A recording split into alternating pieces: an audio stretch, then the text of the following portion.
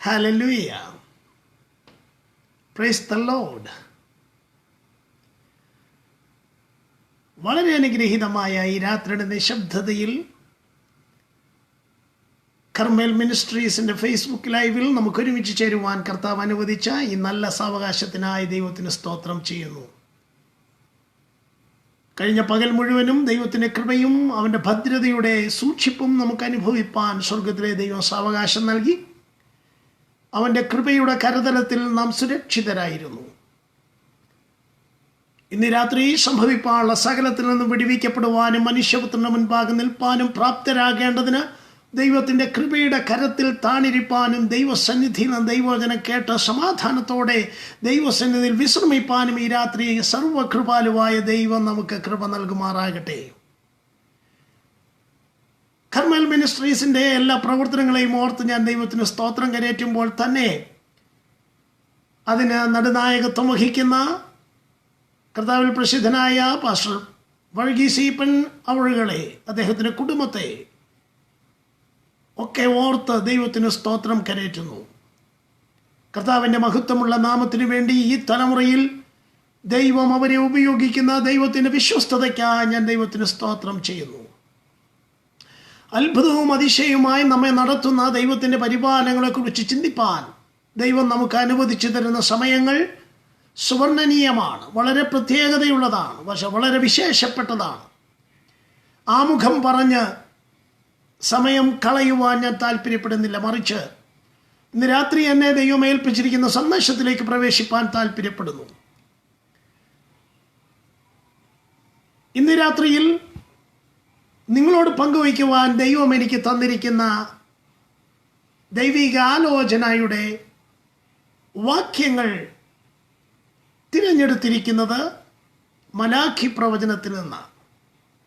മലാഖി പ്രവചനം 3-ാം അധ്യായം അതിൻ്റെ 17-ാമത്തെ വാക്യം. ആദരിക്കുന്ന ദൈവത്തെക്കുറിച്ച് ഇന്ന് രാത്രി നാം ഒരുമിച്ച് ചിന്തിപ്പാൻ പോകുകയാണ്. ഏതാനും ചില നിമിഷങ്ങൾ ഇന്ന് രാത്രി നാം ഒരുമിച്ച് ചിന്തിക്കുന്നത് ആദരിക്കുന്ന ദൈവം. എന്താണ് ദൈവം ആദരിക്കുക എന്ന് പറഞ്ഞാൽ? ആദരിക്കുമ്പോൾ തന്നെ ദൈവം ആദരിക്കാതെയും ഇരിക്കുന്നുണ്ട്. ഒരു പറ്റത്തെ ദൈവം ആദരിക്കുമെന്നും മറ്റൊരു കൂട്ടത്തെ ദൈവം ആദരിക്കാതെ വിട്ടു എന്നും തിരുവെഴുത്ത് പഠിപ്പിക്കുന്നുണ്ട്.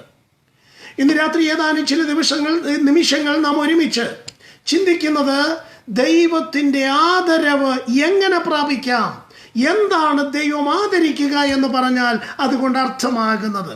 മലാഖിയുടെ പ്രവചനം 3-ാം അധ്യായം അതിൻ്റെ 17-ാമത്തെ വാക്യം നാം ഇങ്ങനെ വായിക്കുന്നു: ഞാൻ ഉണ്ടാക്കുവാനുള്ള ദിവസത്തിൽ അവർ എനിക്ക് ഒരു നിക്ഷേപമായിരിക്കും എന്ന് സൈന്യങ്ങളുടെ യഹോവ അരുളി ചെയ്യുന്നു. ഒരു മനുഷ്യൻ തനിക്ക് ശുശ്രൂഷ ചെയ്യുന്ന മകനെ ആദരിക്കുന്നത് പോലെ ഞാൻ അവരെ ആദരിക്കും. ഒരു മനുഷ്യൻ തനിക്ക് ശുശ്രൂഷ ചെയ്യുന്നവനെ ആദരിക്കുന്നത് പോലെ ദൈവം തൻ്റെ ജനത്തെ ആദരിക്കും. ഇന്ന് രാത്രിയിൽ നിങ്ങളെ ആദരിക്കുന്ന ഒരു ദൈവമുണ്ട് എന്ന് പറയുന്നതിൽ എനിക്ക് സന്തോഷമുണ്ട്. ഇവിടെ പറഞ്ഞിരിക്കുന്ന വേദഭാഗം ഭാവിയിൽ നടക്കപ്പെടുവാൻ പോകുന്ന സംഭവത്തെക്കുറിച്ചുള്ളതാണ്. മനുഷ്യവർഗത്തിൻ്റെ ചരിത്രത്തിൽ സംഭവിപ്പാൻ പോകുന്ന ഏറ്റവും ഒരു ഭാഗത്ത് സന്തോഷപൂർണവും ആനന്ദലബ്ധിയുടെ അത്യുച്ച കോടിയുമാകുന്നൊരു സംഭവം, മറ്റൊരു ഭാഗത്ത് അല്ലെങ്കിൽ അതിന് മറുവശത്ത് ഏറ്റവും വേദനാജനകവും ദുഃഖപൂർണവുമാകുന്ന ഒരവസ്ഥയുടെ പശ്ചാത്തലവും ഈ വാക്യം നിറവേറുമ്പോൾ സംഭവിച്ചിരിക്കും എന്ന് വിശുദ്ധ ബൈബിൾ നമ്മെ പഠിപ്പിക്കുന്നു. ഞാൻ ഉണ്ടാക്കുവാനുള്ള ദിവസത്തിൽ അവർ എനിക്ക് ഒരു നിക്ഷേപമായിരിക്കും. മൂലഭാഷയിൽ ആ വാക്യം പരിശോധിച്ചാൽ അവിടെ വളരെ രസവഹമായ, വളരെ ചിന്താർഹമായ ഒരു പദപ്രയോഗം നമുക്ക് കാണുവാൻ കഴിയും. In the day I will make my jewels. ആ ദിവസത്തിൽ ഞാൻ എൻ്റെ രത്നങ്ങളെ ഉണ്ടാക്കും എന്നാണ് മൂലഭാഷയിൽ നിന്ന് നേരെ അത് വിവർത്തനം ചെയ്താൽ ലഭിക്കുന്നത്. കർത്താവ് ഉണ്ടാക്കുവാനുള്ളൊരു ദിവസമുണ്ട്. അതിന് ഡേ ഓഫ് ദി ലോർഡ് എന്ന പഴയ നിയമവും പുതിയ നിയമം കർത്താവിൻ്റെ ദിവസമെന്നും പറയുന്നു. കർത്താവിൻ്റെ നാൾ കള്ളനെ പോലെ വരും എന്ന് നാം തെസ്സലോനിക്ക ലേഖനത്തിൽ വായിക്കുന്നു. അതല്ല എൻ്റെ വിഷയം. എങ്കിലും ആ ദിവസത്തിൽ അവൻ നമ്മെ രത്നങ്ങളാക്കി മാറ്റും. തൻ്റെ ചങ്കിലെ ചോരയാൽ വിലയ്ക്ക് വാങ്ങപ്പെട്ട വിശുദ്ധ ഗണങ്ങളെ അന്നവൻ രത്നങ്ങളാക്കി മാറ്റും. ആ ദിവസത്തിൽ in the day I will make my jewels, എൻ്റെ രത്നങ്ങളെ ഞാൻ ഉണ്ടാക്കും. ആ കാഴ്ച കണ്ടിട്ടായിരിക്കാം സങ്കീർത്തനക്കാരൻ പറയുന്നത്. 110-ാം സങ്കീർത്തനത്തിൽ നാം വായിക്കുന്നു. സങ്കീർത്തനക്കാരൻ പറയുകയാണ്, ഉഷസിന്റെ ഉദരത്തിൽ നിന്ന് യുവാക്കളായ മഞ്ഞ് നിനക്ക് വരുന്നു.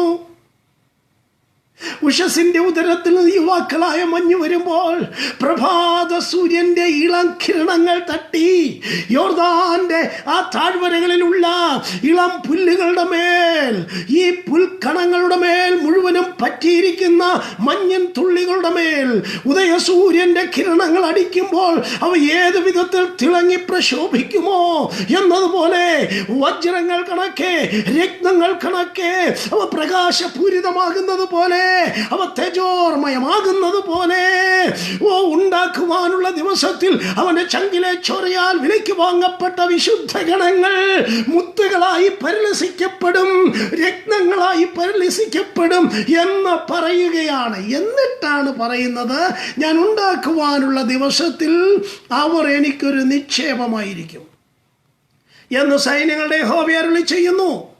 ഇന്ന് രാത്രി നിങ്ങൾ കിടക്കുന്നതിന് മുൻപ്, നിങ്ങൾ ഉറങ്ങുവാൻ പോകുന്നതിന് മുൻപ് നിങ്ങളോടൊരു ചോദ്യം ഞാൻ ചോദിക്കട്ടെ. ഇന്ന് രാത്രി യേശുവിൻ്റെ വരവ് സംഭവിച്ചാൽ നിങ്ങൾ അവൻ്റെ സന്നിധിയിൽ കാണപ്പെടുമോ?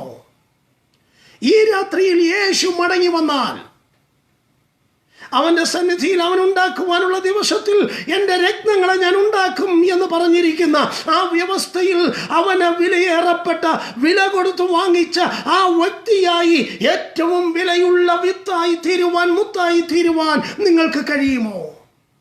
ഇല്ലെങ്കിൽ ഇന്ന് രാത്രി ഈ ദൈവവചന ശുശ്രൂഷ ആരംഭിക്കുന്ന സമയത്ത് തന്നെ ഞാൻ നിങ്ങൾക്കൊരു സമയം തരികയാണ്. ഇന്നാകുന്നു രക്ഷാ ദിവസം, ഇന്നാകുന്നു സുപ്രസാദ കാലം. ഇനി അപ്പുറത്തേത് നമുക്കുള്ളതെന്ന് അറിഞ്ഞുകൂടാ. എപ്പോഴാണ് യേശു മടങ്ങി വരുന്നതെന്ന് അറിയത്തില്ല, എപ്പോഴാണ് എന്നെ മരണം ഭവിക്കുന്നതെന്ന് അറിയത്തില്ല. അതിനു മുൻപ് ഇപ്പോൾ, ഇന്ന് രാത്രി, ഈ നിമിഷം നിങ്ങളുടെ നിത്യത ഉറപ്പാക്കുവാൻ വചനത്തിന്റെ ശുശ്രൂഷകൻ എന്ന നിലയിൽ ഞാൻ നിങ്ങളെ ആഹ്വാനം ചെയ്യുന്നു. ആദരിക്കുന്ന ദൈവത്തെക്കുറിച്ചാണ് ഇവിടെ പറയുന്നത്. ഒരപ്പൻ തൻ്റെ മകനെ ആദരിക്കുന്നത് പോലെ, ഒരപ്പൻ തൻ്റെ മകനെ ആദരിക്കുന്നത് പോലെ ദൈവം എന്നെ ആദരിക്കുമെന്ന് ഞാൻ നേരത്തെ പറഞ്ഞല്ലോ. ഇന്ന് മുതൽ ആദരിക്കുന്ന ദൈവത്തെക്കുറിച്ചാണ് ഈ രാത്രി നാം ഒരുമിച്ച് ചിന്തിക്കുന്നത്. ഏതാനും ചില നിമിഷങ്ങൾ മാത്രമേ ചിന്തകൾ. നമ്മെ ആദരിക്കുന്നൊരു ദൈവം, അവൻ നമ്മെ ആദരിക്കുന്നത് ഭൂമിയിൽ വെച്ചല്ല, സ്വർഗത്തിൽ വെച്ചാണ്, നിത്യതയിൽ വെച്ചാണ്, ഇമ്പങ്ങളുടെ പറുദീസയിൽ വെച്ചാണ്. തേജോമയനായ ദൈവത്തിന്റെ മുഖം കണ്ടുകൊണ്ട് പിതാവ് പുത്രനെ ബഹുമാനിക്കുന്നത് പോലെ നമ്മെ ആദരിച്ച് തൻ്റെ ചങ്കോട് അടുപ്പിക്കുന്ന ഒരു ദിവസം നമുക്ക് ആഗതമാകുന്നു എന്ന് ഈ വാക്യം പറയുകയാണ്. ഇന്ന് രാത്രി അവൻ നിന്നെ ആദരിക്കുന്ന രാത്രിയായി മാറട്ടെ.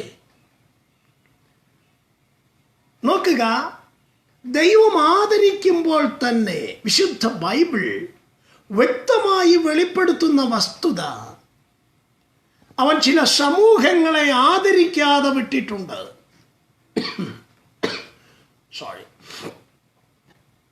ദൈവം ആദരിക്കാതെ പോയ ചില സമൂഹങ്ങൾ ആരൊക്കെയാണ്? ദൈവം ആദരിക്കാതെ പോയ സമൂഹങ്ങൾ. ഒന്നാമത്തെ സമൂഹം ഇസ്രയേൽ പരീക്ഷയാണ്, ഇസ്രയേൽ ജനതയാണ്. അവരെ ദൈവം ആദരിച്ചില്ല എന്ന് തിരുവെഴുത്ത് നമ്മെ പഠിപ്പിക്കുന്നു. റോമാലേഖനം 9-ാം അധ്യായത്തിൽ നാം വായിക്കുന്ന വാക്യം ഇങ്ങനെയാണ്. റോമാലേഖനം 11-ാം അധ്യായം അതിൻ്റെ 18-19 വാക്യങ്ങൾ ഞാൻ നിങ്ങൾക്കായി വായിക്കുന്നു. എന്നാൽ എന്നെ ഒട്ടിക്കേണ്ടതിന് കൊമ്പുകളെ ഒടിച്ചു കളഞ്ഞു എന്ന് നീ പറയും. ശരി, അവിശ്വാസത്തിൽ അവ ഒടിഞ്ഞുപോയി. വിശ്വാസത്തിൽ നിൽക്കുന്നു, ഞെളിയാതെ ഭയപ്പെടുക. 21-ാമത്തെ വാക്യം, സ്വാഭാവിക കൊമ്പുകളെ ദൈവം ആദരിക്കാതെ പോയെങ്കിൽ നിന്നെയും ആദരിക്കാതെ വന്നേക്കാം. ആരാണ് ഈ സ്വാഭാവിക കൊമ്പുകൾ?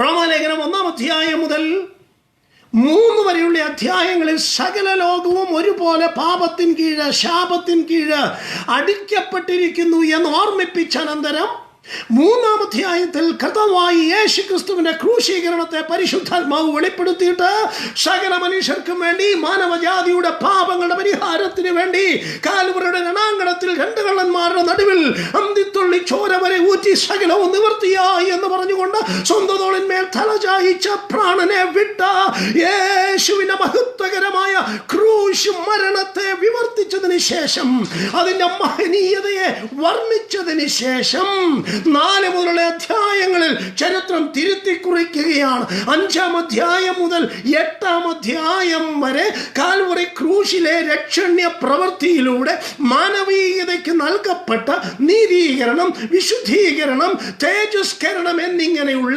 ദൈവീക രക്ഷയുടെ പദ്ധതിയെ മറതിരവില്ലാതെ, തിരശീലയ്ക്കകത്ത് നിർത്താതെ പുറത്തു കൊണ്ടുവന്ന് വെളിപ്പെടുത്തിയിരിക്കുന്ന ചരിത്രമാണ് നാം കാണുന്നത്. 8-ാം അധ്യായത്തിന്റെ അവസാന ഭാഗങ്ങളിലേക്ക് വരുമ്പോൾ ദൈവകൃപയുടെ ആത്യന്തിക നിറവിനെ പ്രഖ്യാപിച്ചിരിക്കുകയാണ്. ആത്യന്തിക നിറവിങ്ങനെയാണ് പറയുന്നത്, എന്നാൽ ആത്മാവെന്ന ആദ്യദാനം ലഭിച്ചിരിക്കുന്ന നാമം നമ്മുടെ ശരീരത്തിന്റെ വീണ്ടെടുപ്പായ പുത്രത്വത്തിന് വേണ്ടി കാത്തുകൊണ്ട് ഉള്ളിൽ ഞരങ്ങുന്നു. എന്നിട്ട് അടുത്ത് പറഞ്ഞു നിർത്തുകയാണ്, അവൻ വിളിച്ചവരെ നീതീകരിച്ചും, നീതീകരിച്ചവരെ തേജസ്കരിച്ചും, വിശുദ്ധീകരിച്ചവരെ തേജസ്കരിച്ചും ഇരിക്കുന്നു.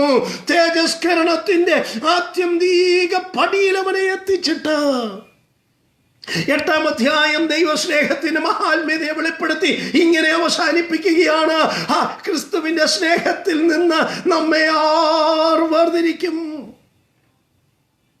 9 മുതലുള്ള അധ്യായങ്ങൾ ഒരു ബ്രാക്കറ്റിൽ കിടക്കുകയാണ്. പ്രത്യേക വിഷയമാണ് അവിടുത്തെ പ്രതിപാദ്യ വിഷയം. ഇസ്രായേലാണ് അവിടുത്തെ പ്രതിപാദ്യ വിഷയം. 9-ാം അധ്യായം മുതൽ കണ്ടോ, അതിൻ്റെ കിടപ്പാണ്. എത്ര മനോഹരമായൊരു കിടപ്പ. 1 മുതൽ 3 വരെയുള്ള അധ്യായങ്ങളിൽ സർവ്വലോകവും ശാപത്തിൻ കീഴടക്കപ്പെട്ടിരിക്കുന്നു, സകല ലോകവും പാപത്തിൻ കീഴടക്കപ്പെട്ടിരിക്കുന്നു. 4-ാം അധ്യായത്തിൽ ക്രൂശിനെ ഉയർത്തുന്നു. ക്രൂശിലൂടെ യേശു നിവർത്തിച്ച രക്ഷണ്യ പ്രവൃത്തിയെ നിവർത്തിക്കുന്നു. രക്ഷണ്യ പ്രവൃത്തി വിശ്വാസത്താൽ സ്വീകരിക്കുന്ന മനുഷ്യനെ 4-ാം അധ്യായത്തിൽ ചിത്രീകരിച്ചിട്ട് 5 മുതൽ 8 വരെയുള്ള അധ്യായങ്ങളിൽ രക്ഷയിലൂടെ ലഭിക്കുന്ന സാർവത്രിക നന്മയെയും അനുഗ്രഹങ്ങളെയും വളരെ വ്യക്തമായി അവതരിപ്പിച്ചിരിക്കുകയാണ്. എന്നിട്ട് 8-ാം അധ്യായം അനന്തതയുടെ വിധായസിലേക്ക് മനുഷ്യനെ കൊണ്ടുപോകുന്നു. മണ്ണിനായി ജനിപ്പിച്ചവനെ വിണ്ണിലേക്ക് കൊണ്ടുപോകുന്ന കാഴ്ച നമുക്ക് കാണാം. മണ്ണാങ്കട്ടയായിരുന്നവനെ വിണ്മയനാക്കി തീർത്തു. അവൻ തേജസ്കരിക്കപ്പെട്ടു. അവൻ താൻ ഇരിക്കുന്നത് പോലെ അവനെ കാണുന്നതാകൊണ്ട് അവന്റെ സ്വരൂപത്തോട് അനുരൂപരാക്കി തീർക്കുന്ന ആ മഹനീയമായ വസ്തുതയിലേക്ക് മനുഷ്യനെ എത്തിക്കുന്നു. എന്നിട്ട് 9-ാം അധ്യായം മുതൽ 11-ാം അധ്യായം വരെ ഇസ്രായേലിനെ ബന്ധിപ്പിച്ച് സംസാരിക്കുകയാണ്. സ്വന്തം ജനമായി ഇസ്രായേലിനെ കുറിച്ചുള്ള എരിവ് 9 മുതൽ 11 വരെയുള്ള അധ്യായങ്ങളിൽ പൗലോസ് വെളിപ്പെടുത്തുന്നു. ഇത് പരംതെറ്റിക്കൽ ചാപ്റ്റേഴ്സ് ആണ്, മറ്റുള്ള ചാപ്റ്ററിൽ നിന്ന് വ്യത്യസ്തമാണ്. ഇവിടെ പറയുകയാണ്, ഇസ്രായേലിനെ ദൈവം ഒടിച്ചു കളഞ്ഞു, അവരെ ദൈവം ആദരിച്ചില്ല. ആ വാക്യം വളരെ വ്യക്തമാണ്. 21-ാമത്തെ വാക്യം ഒരിക്കൽ കൂടി ഞാൻ വായിക്കുന്നു, ശ്രദ്ധിച്ച് കേൾക്കണമേ. ആ വാക്യം ഇങ്ങനെയാണ് പറയുന്നത്, സ്വാഭാവിക കൊമ്പുകളെ ദൈവം ആദരിക്കാതെ പോയെങ്കിൽ നിന്നെയും ആദരിക്കാതെ വന്നേക്കാം. സ്വാഭാവിക കൊമ്പുകൾ എന്ന് പറയുന്നത് ആരെ കുറിച്ചാണ്? അബ്രഹാമിന്റെ സന്തതിയെ കുറിച്ചാണ് പറയുന്നത്. അബ്രഹാമിന്റെ സന്തതിയെ സ്വാഭാവിക കൊമ്പുകളോട് ചിത്രീകരിച്ചിരിക്കുന്നു. അബ്രഹാമിന്റെ സന്തതിയായ സ്വാഭാവിക കൊമ്പുകളെ ദൈവം ഒടിച്ചു കളഞ്ഞെന്ന്. സ്വാഭാവിക കൊമ്പുകളെ ദൈവം ആദരിക്കാതെ ഒടിച്ചു കളഞ്ഞെങ്കിൽ രക്ഷിക്കപ്പെട്ടു, ദൈവകൃപയിലാണെന്ന് പറയുന്ന നിന്നെയും തമ്പുരാൻ ഒടിച്ചു കളയാമെന്നർത്ഥം. ഞാൻ രക്ഷിക്കപ്പെട്ടു, ഞാൻ സ്നാനപ്പെട്ടു, ഞാൻ പരിശുദ്ധാത്മാവിന്റെ അഭിഷേകം പ്രാപിച്ചു, ഞാൻ ആത്മീകനാണ് എന്ന് പറഞ്ഞ് നടക്കുന്ന വ്യക്തികളോടുള്ള ദൈവത്തിന്റെ ദൂതാണിത്. എന്തുകൊണ്ടാണ് ദൈവം സ്വാഭാവിക കൊമ്പുകളെ ദൈവം ഒടിച്ചു കളഞ്ഞത്? പ്രധാനപ്പെട്ട ചില കാരണങ്ങൾ ഈ ലേഖനത്തിൽ 9 മുതൽ 11 വരെയുള്ള അധ്യായങ്ങളിൽ പൗലോസ് നിരത്തുന്നുണ്ട്.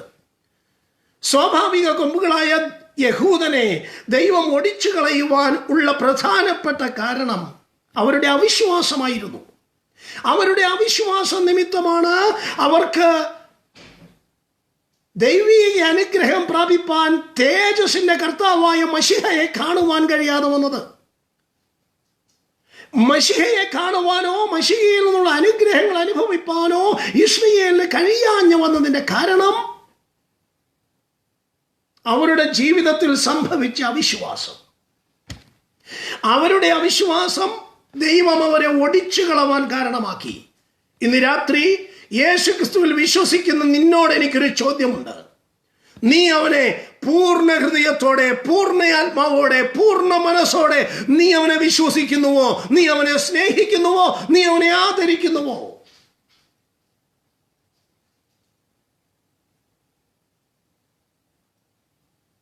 ദൈവത്തിന്റെ വ്യക്തമായ ഇടപെടൽ കാണുക. എന്തുകൊണ്ട് ദൈവം യഹൂദൻ എന്ന് പറയുന്ന സ്വന്തം ജനത്തെ ഒടിച്ചു കളഞ്ഞു? ഒന്നാമത്തെ റീസൺ അവരുടെ അവിശ്വാസമായിരുന്നു. നോക്കിയാട്ടെ, 19 വാക്യം ഇങ്ങനെയാണ് പറയുന്നത്: എന്നാൽ അവിശ്വാസത്താൽ അവയൊടിഞ്ഞുപോയി. അവിശ്വാസത്താൽ അവയൊടിഞ്ഞുപോയി. ഇന്ന് രാത്രിയിൽ നിങ്ങൾ കിടക്കുന്നതിന് മുൻപ് ഒരു നിമിഷം ശോധന ചെയ്യുവാൻ ഞാൻ നിങ്ങളോട് ആവശ്യപ്പെടുകയാണ്. നിങ്ങൾ വിശ്വാസത്തിൽ തന്നെ ഇരിക്കുന്നുവോ? നിങ്ങളുടെ വിശ്വാസം അതതിൻ്റെ പ്രവൃത്തിയിലൂടെ വെളിപ്പെടുത്തുവാൻ നിങ്ങൾക്ക് കഴിയുന്നുണ്ടോ? ദൈവമുണ്ടെന്ന് പിശാചുകൾ വിശ്വസിക്കുകയും നമ്മളെപ്പോലല്ല, അവ വിറയ്ക്കുകയും ചെയ്യുന്നു. പിശാച് ദൈവമുണ്ടെന്ന് വിശ്വസിക്കുക മാത്രമല്ല, അവ വിറയ്ക്കുക കൂടെ ചെയ്യും. നമ്മളാണെങ്കിലോ ദൈവമുണ്ടെന്ന് 100 പ്രാവശ്യം പറഞ്ഞിട്ട് 100,000 കുറ്റകൃത്യങ്ങൾ ആവർത്തിക്കുന്നു. ദൈവമുണ്ടെന്ന് വിശ്വസിക്കുന്നു എന്ന് പറയുന്ന നീ, എന്ന് പ്രസംഗിക്കുന്ന നീ, ഇന്ന് പകൽ ഈ രാത്രിയിൽ നിന്നോട് ദൈവാത്മാവ് ചോദിക്കുകയാണ്, നീ വിശ്വാസത്തിൽ ഇരിക്കുന്നുവോ എന്ന് നിങ്ങളെ തന്നെ ഒന്ന് ശോധന ചെയ്യുക. അബ്രഹാമിന്റെ വിശ്വാസം അവർക്ക് ലഭിച്ചിരുന്നു. പുതിയ നിയമം വ്യക്തമാക്കുന്നു 4-ാം അധ്യായത്തിൽ, റോമാലേഖനം 4-ാം അധ്യായത്തിൽ പുതിയ നിയമം വ്യക്തമാക്കുന്നു അബ്രഹാമിന്റെ വിശ്വാസം എന്തായിരുന്നു എന്ന്. മരിച്ചതിനെ ജീവിപ്പിക്കുകയും ഇല്ലാത്തതിനെ ഉള്ളതുപോലെ വിളിക്കുകയും ചെയ്യുന്ന നിത്യനായ ദൈവത്തിൽ അബ്രഹാം വിശ്വസിച്ചു. ആ വിശ്വാസം അവനെ നീതിയിലേക്ക് കണക്കിട്ടു. അവന് നീതീകരണം ലഭിക്കാനിടയായി തീർന്നു. ഇന്ന് രാത്രി എന്നെ കേൾക്കുന്ന വാത്സല്യ സഹോദര, നിങ്ങൾക്ക് അങ്ങനെ വിശ്വസിപ്പാൻ കഴിയുമോ? പിശാച് പോലും ദൈവമുണ്ടെന്ന് വിശ്വസിക്കുന്നു. പിശാച് പോലും ദൈവമുണ്ടെന്ന് വിശ്വസിക്കുന്നു. അവ വിറയ്ക്കുക കൂടെ ചെയ്യുന്നു. ദൈവം നിന്റെ പോക്കറ്റിലാണെന്ന് വിചാരിച്ചുകൊണ്ടുള്ള നിന്റെ നടപ്പും നിന്റെ ഗർവവും സ്വർഗം കാണുന്നുണ്ട്. ഇന്ന് രാത്രി അവിശ്വാസ നിമിത്തം ഇസ്രായേലിനെ ദൈവം ഒടിച്ചു കളഞ്ഞെങ്കിൽ നിന്റെ ജീവിതത്തിൽ സംഭവിച്ചിട്ടുള്ള അവിശ്വാസങ്ങൾ നിമിത്തം ദൈവം നിന്നെ ആദരിക്കാതെ പോകും എന്നൊരു ദൂത് ഈ രാത്രി ഞാൻ വിളിച്ചു പറയുകയാണ്. ദൈവം അവരെ ഒടിച്ചു കളയുവാൻ കാരണമെന്ത്? ഒന്നാമത്തെ കാരണം അവരുടെ അവിശ്വാസം. രണ്ടാമത്തെ കാരണം അവരുടെ അനുസരണക്കേട്. അവരുടെ അനുസരണക്കേട്. ഇസ്രായേൽ ചെയ്ത വാഗ്ദത്തം പ്രാപിപ്പാൻ കഴിയാതെ, ദൈവം അവർ കൊടുത്ത വാഗ്ദത്തത്തെ അനുഭവിപ്പാൻ കഴിയാതെ അവർ പട്ടുപോയി. തേജസ്സിന്റെ പുത്രനായ യേശുവിനെ അവർ കണ്ടിട്ട് മനസ്സിലാക്കുവാൻ കഴിയാതെ, അവരുടെ കണ്ണുകൾ തുറക്കുവാൻ കഴിയാതെ അവർക്ക് അന്ധത പിടിച്ചു. എങ്ങനെയാണ് അവർക്ക് അന്ധത പിടിച്ചത്? അവരുടെ അനുസരണക്കേട് നിമിത്തം അവർക്ക് അന്ധതയും ചെവി കേൾക്കുവാൻ കഴിയായ്മയും ഉണ്ടായി. അവർ ഊമന്മാരായിപ്പോയി, അവർ ചെകിടന്മാരായിപ്പോയി, അവർക്ക് കണ്ണ് കാണുവാൻ കഴിയാതെയായി. കാണാത്ത കണ്ണും കേൾക്കാത്ത ചെവിയും ദൈവം അവർക്ക് കൊടുത്തു. കാരണം എന്തേ? അവരുടെ അനുസരണക്കേട്. ക്രിസ്തുവിൽ വിശ്വസിക്കുന്നെന്ന് പറയുന്ന നീ അവനെ ഭയപ്പെടാതെ അവനിലുള്ള വിശ്വാസത്തെ മറ്റുള്ളവരുടെ മുൻപിൽ മനസ്സിലാകത്തക്കവണ്ണം വെളിപ്പെടുത്തുവാൻ കഴിയാതിരിക്കുന്നെങ്കിൽ നീ അനുസരണക്കേടിലാണ് ഇന്നുമായിരിക്കുന്നത്. ശാന്തമായ ഈ രാത്രിയിൽ നിങ്ങളുടെ കിടക്കയ്ക്കരികിൽ വരുന്ന ഈ ദൈവശബ്ദത്തിന് നിങ്ങൾ ചെവി കൊടുക്കുമെങ്കിൽ ദൈവത്തിൻ്റെ പരിശുദ്ധാത്മാവ് നിങ്ങളോട് ചോദിക്കുക, നിങ്ങൾ അവൻ്റെ വചനം അനുസരിക്കുന്നുണ്ടോ? ഏതൊക്കെ കാര്യങ്ങൾ നമ്മൾ അനുസരിക്കണം? ദൈവം പറഞ്ഞിരിക്കുന്നത് മുഴുവൻ അനുസരിക്കുവാൻ വിളിക്കപ്പെട്ടവരാണ് നാം എന്നുള്ള കാര്യം നമ്മൾ മറന്നു പോകരുത്. ദൈവവചനം അനുസരിപ്പാൻ കടപ്പെട്ടവരാണ് നാം. യഹൂദൻ ചെയ്തതുപോലെ നാം ചെയ്യരുത് എന്നർത്ഥം. എന്താ യഹൂദൻ ചെയ്തത്? ന്യായപ്രമാണത്തിൽ ഏറ്റവും ലഘുവായവയെ അനുഷ്ഠിച്ച് ഘനമേറിയതിനെ അവൻ കളഞ്ഞു. ഒട്ടകത്തെ വിഴുങ്ങുകയും കൊതുകിനെ അരിക്കുകയും ചെയ്തു. ഒട്ടകത്തെ വിഴുങ്ങി കൊതുകിനെ അരിച്ച് ക്ലിയറാക്കി. ഇന്ന് രാത്രികാലം അനുസരണക്കേടിൻ്റെ കവിച്ചിലിൽ ഒഴുകിപ്പോകാതിരിക്കേണ്ടതിന് നമുക്ക് സമദൃഷ്ടാന്തമായി കിടക്കുന്ന ഇസ്രയേൽ എന്ന് പറയുന്ന രാഷ്ട്രത്തെ, അതിൻ്റെ ചരിത്രത്തെ തിരുവെഴുത്ത് പഠിപ്പിക്കുകയാണ്. അവരെ ദൈവം ആദരിക്കാതെ ഓടിച്ചു കളഞ്ഞത് 2 കാരണങ്ങൾ നാം കണ്ടു. 1 അവരുടെ അവിശ്വാസം, 2 അവരുടെ അനുസരണക്കേട്. 3-ാമത്തെ കാരണം ലാഘവ സമീപനം. വളരെ ലാഘവത്തോടെ അവർ സമീപിച്ചു. ഏതിനെ? അവർക്ക് ലഭിച്ച കൃപയെയും തിരഞ്ഞെടുപ്പിനെയും, അവർക്ക് ലഭിച്ച വിളിയെയും തിരഞ്ഞെടുപ്പിനെയും. ഇസ്രായേലിന് ലഭിച്ച വിളിയെയും ആ തിരഞ്ഞെടുപ്പിനെയും വളരെ ലാഘവത്തോടെ അവർ കണ്ടു. ലാഘവ സമീപനം നമ്മോടുള്ള ദൈവത്തിൻ്റെ വിളിയെയും തിരഞ്ഞെടുപ്പിനോടും നമുക്കൊരു ലാഘവ സമീപനമാണ് ഉള്ളതെങ്കിൽ തിരുവെഴുത്ത് പറയുന്നു നമ്മെ ഓടിച്ചു കളയുമെന്ന്. കാരണം അവൻ യഹൂദനെ ഓടിച്ചു കളഞ്ഞു. സ്വന്തം ജനമായ മോശയിക ഉടമ്പടി നിമിത്തം സ്വന്തം ജനമായി തീർന്ന് മറ്റൊരുത്തനെയും ദൈവം അറിയുന്നില്ല എന്നാ പറഞ്ഞത്. മറ്റൊരു മനുഷ്യനെയും ദൈവം അറിയുന്നില്ല എന്ന് പറഞ്ഞത്. ആ ഉടമ്പടിയിലൂടെ ഒരു പുതിയ ബന്ധം സ്ഥാപിച്ചെടുക്കുകയായിരുന്നു. എല്ലാ പ്രവാചകന്മാരും പ്രവചിച്ചത് come back to the Sinaitic of covenant എന്നാണ് അവരെല്ലാം പ്രവചിച്ചത്. ആ സീനായി ഉഭയസമ്മതത്തിലേക്ക് എൻ്റെ ജനമേ നിങ്ങൾ മടങ്ങി വാ. Every prophet they prophesied that come back to the Sinaitic covenant. ആ സീനായി ഉടമ്പടിയിലേക്ക് എൻ്റെ ജനമേ നിങ്ങൾ മടങ്ങി വാ. അവരുടെ വിളിയെയും തിരഞ്ഞെടുപ്പിനെയും ലാഘവ മനോഭാവത്തോടെ അവർ കണ്ടെങ്കിൽ അത് നിമിത്തം ദൈവം അവരെ ഒടിച്ചു കളഞ്ഞു. ദൈവം അവരെ ആദരിക്കാതെ പോയി. ഇന്ന് രാത്രി ദൈവം നിന്നെയും ആദരിക്കാതെ വന്നേക്കാം. നിന്നെക്കുറിച്ചുള്ള വിളിയും ദൈവത്തിൻ്റെ തിരഞ്ഞെടുപ്പും വലിയതാണ്. അത് മനസ്സിലാക്കുവാൻ കഴിയാതെ, അതിനെക്കുറിച്ച് ചിന്തിപ്പാൻ പോലും കഴിയാതെ ലോകത്തിൻ്റെ പിന്നാലെയുള്ള നിന്റെ ഓട്ടം ഇത് നിർത്തുവാൻ ഇന്ന് രാത്രി ദൈവത്തിൻ്റെ പരിശുദ്ധാത്മാവ് ബുദ്ധി ഉപദേശിക്കുകയാണ്. ഈ രാത്രി നിങ്ങളുടെ കർണപുടങ്ങളിൽ വന്നനയുന്ന ശബ്ദം ഒരപ്പൻ തന്റെ മകനെ ആദരിക്കുന്നത് പോലെ നമ്മെ ആദരിക്കുവാനുള്ള സമയമെടുത്തു. ആ ആദരവ് ലഭിക്കാതെ വരാതിരിപ്പാൻ ഇന്ന് രാത്രി ഭയപ്പെടുക. ഇസ്രായേൽ എന്ന് പറയുന്ന സ്വാഭാവിക കൊമ്പുകളെ ദൈവം ഒടിച്ചു കളഞ്ഞു. ഇതുവരെ നാം കണ്ട there are 3 reasons. നാം 3 കാരണങ്ങളാണ് ഇതുവരെ കണ്ടത്. ഒന്നാമത്തേത്, അവരെ ആദരിക്കാതെ ഒടിച്ചു കളഞ്ഞതിന് കാരണം അവരുടെ അവിശ്വാസം. 2, അവരുടെ അനുസരണക്കേട്. 3, അവർ വിളിയെയും തിരഞ്ഞെടുപ്പിനെയും വളരെ ലാഘവ ബുദ്ധിയോടെ കണ്ടു. ഇന്ന് രാത്രി വാത്സല്യ സഹോദര, നിന്നെ വിളിച്ചിരിക്കുന്ന ദൈവം വിശ്വസ്തനാണ്. പ്രതിസന്ധികളേറട്ടെ, പ്രതികൂലങ്ങൾ കടന്നു വരട്ടെ, നിൽപ്പാൻ കഴിയാത്ത അവസ്ഥകളും ഉണ്ടായെന്ന് വരും. എന്നാൽ ഇന്ന് രാത്രി നിന്റെ വിളിയെയും തിരഞ്ഞെടുപ്പിനെയും കുറിച്ച് ദൈവം നിന്നെ നോക്കിക്കൊണ്ടിരിക്കുകയാ. നിനക്കതിനോടുള്ള വിപക്ഷ എങ്ങനെയാണ്? നിനക്കതിനോടുള്ള സമീപനം എങ്ങനെയാണ്? ലാഘവത്തോടെ അതിനെ പുറങ്കാൽ കൊണ്ട് നീ തട്ടിക്കളയുന്നെങ്കിൽ ഇന്ന് രാത്രി സ്വർഗം അരുളി ചെയ്യുന്നു, സ്വാഭാവിക കൊമ്പുകളെ ദൈവം ആദരിക്കാതെ പോയത് വിളിയെയും തിരഞ്ഞെടുപ്പിനെയും അവർ ലാഘബുദ്ധിയിൽ കണ്ടു. അവർ ലാഘവത്തോടെ അവരുടെ സമീപനം അതായിരുന്നു. ഇസ്രായേലിന്റെ അത്രയും മഹത്വം നമുക്ക് പറയാനില്ലല്ലോ. 9-ാം അധ്യായത്തിൽ പൗലോസ് അപ്പോസ്തലൻ, റോമാലേഖനം 9-ാം അധ്യായത്തിൽ പൗലോസ് അപ്പോസ്തലൻ പറയുന്നത്, ഇസ്രായേലിന്റെ മഹത്വത്തെ വർണ്ണിക്കുന്നത് വളരെ മനോജ്ഞമാണ്. കേൾക്കുന്ന ഏതൊരുവന്റെയും കാതുകൾ കിംബം തോന്നും വിധത്തിലാണ്. അവർ ഇസ്രായേല്യർ പുത്രത്വവും തേജസ്സും നിയമങ്ങളും ന്യായപ്രമാണവും ആരാധനയും വാഗ്ദത്തങ്ങളും അവർക്കുള്ളത്, പിതാക്കന്മാരും അവർക്കുള്ളവർ തന്നെ. ജഡപ്രകാരം ക്രിസ്തുവും അവരിൽ നിന്നല്ലോ ഉത്ഭവിച്ചത്.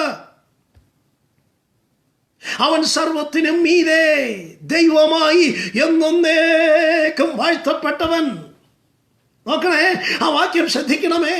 അവർ ഇസ്രായേല്യർ, തേജസ്, ആരാധന, നിയമങ്ങൾ, വാഗ്ദത്തങ്ങൾ, ന്യായപ്രമാണം എല്ലാം അവർക്കുള്ളതാ. പിതാക്കന്മാരും അവർക്കുള്ളത്.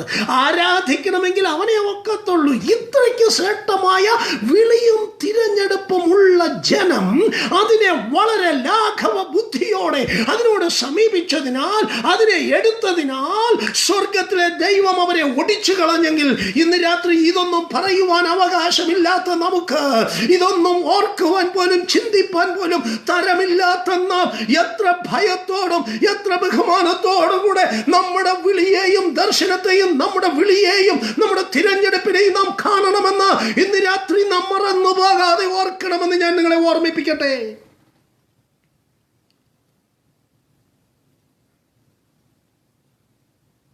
പത്രോസിന്റെ ലേഖനത്തിൽ നാം വായിക്കുന്നത്, നിങ്ങളുടെ വിളിയും തിരഞ്ഞെടുപ്പും ഉറപ്പാക്കുവാൻ അധികം ശ്രമിപ്പീൻ. അങ്ങനെ ചെയ്താൽ നിത്യരാജ്യത്തിലേക്ക് ധാരാളം പ്രവേശനമുണ്ടാകും. പ്രിയപ്പെട്ടവരെ, ഈ മണ്ണിൽ ജീവിപ്പാനല്ല നമ്മളെ ദൈവം വിളിച്ചിരിക്കുന്നത്. ഈ മണ്ണിന് വേണ്ടി ജീവിപ്പാനല്ല ദൈവം നമ്മെ വിളിച്ചിരിക്കുന്നത്.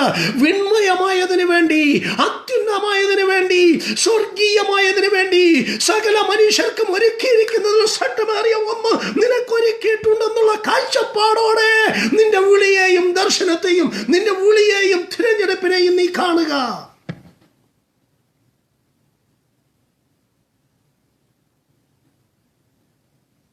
ഇസ്രായേൽ സ്വന്തം ജനത വളരെ ലാഘവ ബുദ്ധിയോടെ അതിനെ കണ്ടതിനാൽ ദൈവം അവരെ ഒടിച്ചു കളഞ്ഞു.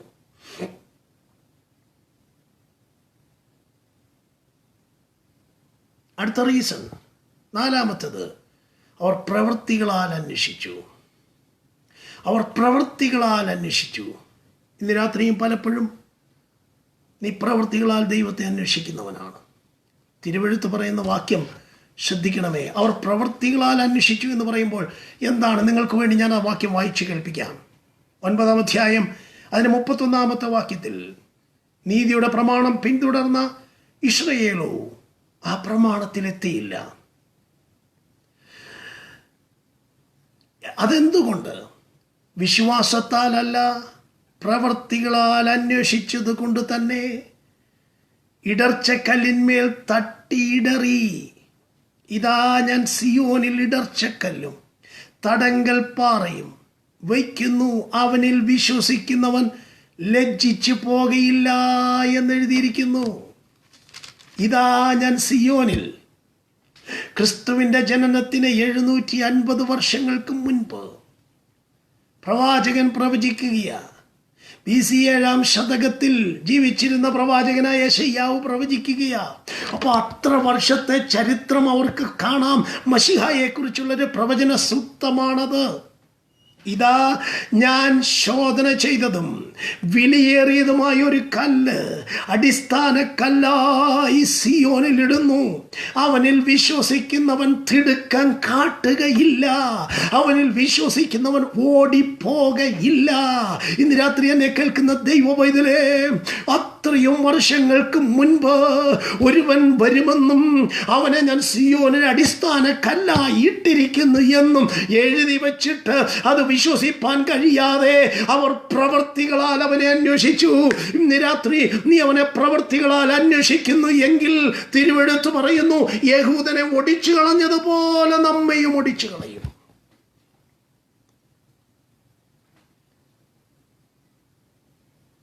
നോക്കുക, 4 പ്രധാനപ്പെട്ട കാരണങ്ങളാണ് സ്വന്തം ജനമായ യഹൂദനെ ദൈവം ഒടിച്ചു കളയുവാൻ, ആദരിക്കാതിരിപ്പാനുള്ള കാരണം. ഇന്ന് രാത്രി നിന്നെയും ആദരിക്കാതെ വന്നേക്കാം. ആ വാക്യം ഞാൻ ഇങ്ങനെ വായിക്കട്ടെ, ഒരിക്കൽ കൂടി എൻ്റെ കേൾവിക്കാർക്ക് വേണ്ടി, എന്നെ ശ്രദ്ധിക്കുന്നവർക്ക് വേണ്ടി ഞാൻ വായിച്ച് കേൾപ്പിക്കാം. അവർ അവിശ്വാസത്താൽ ഒടിഞ്ഞുപോയി. വിശ്വാസത്തിൽ നീ നിലനിൽക്കുന്നു. ഞെളിയാതെ ഭയപ്പെടുക. ഇന്ന് രാത്രി ഞെളിയാതെ ഭയപ്പെടുവാൻ നിങ്ങളോടൊരു ദൂത് പറയുകയാണ്. എനിക്ക് തരാനുള്ള ദൂത് നിന്നെ പൊക്കി ഉയർത്തുമെന്നല്ല, നിന്റെ നിത്യത ഉറപ്പാക്കാനുള്ള ദൂതാണ് എനിക്ക് നൽകാനുള്ളത്. അതാണ് തിരുവെഴുത്തിന്റെ അന്തസത്ത. തിരുവെഴുത്ത് മുഴുവനും അതാണ് വിളിച്ചു പറയുന്നത്. ഈ മണ്ണാങ്കട്ട പിടിച്ച ഈ മൺമയമായ ലോകത്തിൽ വേദനയിൽ നിന്നൊരു സ്വാതന്ത്ര്യമെന്നല്ല, മറിച്ച് നിത്യതയിലാക്കി ഓടുന്ന ദൈവവേദനെ നോക്കി ഇന്ന് രാത്രി ഞാൻ വിളിച്ചു പറയട്ടെ, നിന്റെ നിത്യത ഉറപ്പാക്കാനൊരു സന്ദേശം ഞാൻ പറയാം. അതിങ്ങനെയാണ്, ഞെളിയാതെ ഭയപ്പെടുക. നിന്റെ ആ വലിയച്ഛൻ മനോഭാവമൊക്കെ കള, വലിയ സൂപ്പറാണെന്നുള്ള ചിന്താഗതിയൊക്കെ ദൂരെ കള. എന്നിട്ട് ദൈവമേ, നിന്റെ മുൻപാകെ ഞാൻ ഏതുമില്ല. ചിലർ വിചാരിക്കുന്നത് അവർക്ക് സ്വർഗത്തെ താഴെ ഇറക്കിക്കൊണ്ടുവരാന്ന്. എൻ്റെ പൊന്നച്ച, അത് നല്ല കാര്യമാണ്. പക്ഷെ തിരുവെഴുത്ത് പറയുന്നത് ശ്രദ്ധിക്കണം, ഞെളിയാതെ ഭയപ്പെട്, ഞെളിയാതെ ഭയപ്പെട്. സുവിശേഷീകരണത്തെ ബിസിനസ് ആക്കാനല്ല ദൈവം വിളിച്ചത്, സുവിശേഷീകരണത്തെ സുവിശേഷീകരണമാക്കി ചെയ്യാനാ. എന്ന് വെച്ചാൽ ഒരിക്കൽ കൂടി ഞാനത് പറയട്ടെ, നമ്മെ വിളിച്ചിരിക്കുന്നത് ബിസിനസ് ചെയ്യാനല്ല, നമ്മെ വിളിച്ചിരിക്കുന്നത് സ്വർഗീയ കാര്യങ്ങളിൽ ഇടപെട്ട് നമ്മുടെ നിത്യത ഉറപ്പാക്കുവാൻ വേണ്ടിയാ. ഒരു കാര്യം ഞാൻ ഓർമ്മിപ്പിക്കട്ടെ, തിരുവെഴുത്ത് നമ്മോട് ആവശ്യപ്പെടുക ഞെളിയാതെ ഭയപ്പെടാൻ. ഇസ്രായേൽ അവർക്ക് പ്രശംസയും അതിനപ്പുറത്ത് പുകഴ്ചയുമായിരുന്നു. എന്നാൽ സ്വാഭാവിക കൊമ്പുകളെ ദൈവം ആദരിക്കാതെ പോയെങ്കിൽ നിന്നെയും ആദരിക്കാതെ വന്നേക്കാം. ആകയാൽ ഞെളിയാതെ ഭയപ്പെടുക. ആകയാൽ ദൈവത്തിൻ്റെ ദയയും ഖണ്ഡിതവും കാണുക. വീണവരിൽ ദൈവത്തിൻ്റെ ഖണ്ഡിതവും നീ ദയയിൽ നിലനിന്നാൽ. ഇന്ന് രാത്രി നിനക്ക് ആവശ്യമുള്ളത് ദൈവത്തിൻ്റെ ദയയാ. നിന്റെ മിടുക്കോ നിന്റെ കഴിവോ ഒന്നുമല്ല, നിന്റെ നിലനിൽപ്പിൻ്റെ അടിസ്ഥാനമെന്ന് ഇന്ന് രാത്രി ഒരു ദൂത് ഞാൻ വിളിച്ചു പറയുക.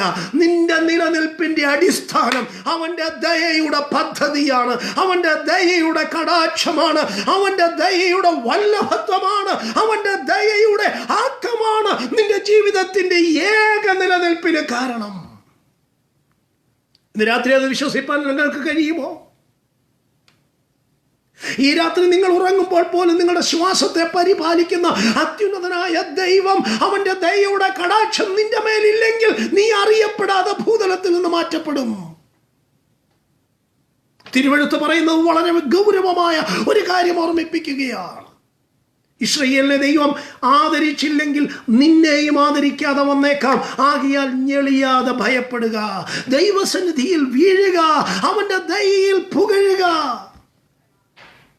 ഇതൊന്നും ഇത്രയും ശക്തമായി വെളിപ്പെടുത്താത്ത കാലഘട്ടത്തിൽ അത് വെളിപ്പെടുത്തി കിട്ടിയ ഒരു ഭക്തൻ പ്രാർത്ഥിക്കുന്ന ഒരു പ്രാർത്ഥനയുണ്ട്. ആ പ്രാർത്ഥന ഇങ്ങനെയാണ്: നിന്റെ ദയ എൻ്റെ ജീവനേക്കാൾ നല്ലതാകുന്നു. നിന്റെ ദയ എൻ്റെ ജീവനേക്കാൾ നല്ലതാകുന്നു. എൻ്റെ അധരങ്ങൾ നിനക്ക് സ്തോത്രം ചെയ്യും. ആ ദയയാണ് നമ്മുടെ ആധാരമായിരിക്കുന്നത്. ആ ദയയാണ് നമ്മുടെ നിലനിൽപ്പിന് ഹേതുവായിരിക്കുന്നത്. അതുകൊണ്ട് ദൈവത്തിൻ്റെ ദൂത്, ദൈവത്തിൻ്റെ സന്ദേശം തൻ്റെ ജനത്തോട് പറയുകയാണ്. ആ സന്ദേശം ഇങ്ങനെയാണ് പറയുന്നത്: